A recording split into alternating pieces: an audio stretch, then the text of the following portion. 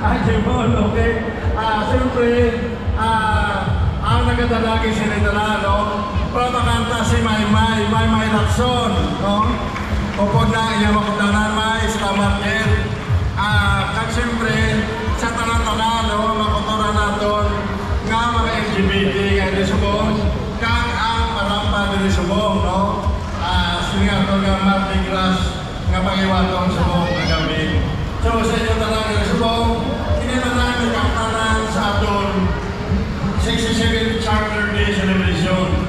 Noong nga nagsugod sa June 3 hasta na sa June 12, no? Ang ato pinaka-highlight. Kadamong kita, no? Sa mga artista na mabot rin, no? May mga nainay kita mga artista mabot, no?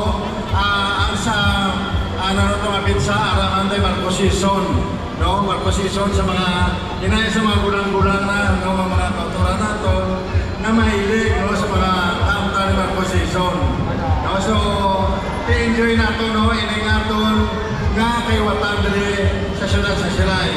Gani sa inyo tanan, advance happy 67th Charter Day Celebration sa ato tanan. Kag-enjoy na ito nini kagabi. Kag sa magalaong karon, in behalf sa atong LGU Silay, headed by yours truly, ang atong Vice Mayor Tom Ledesma, kag mga City Councilor, kami, no, nagapong-congratulate kinatbaan sa inyo. May salamat din gabi-gabi sa inyo tanan.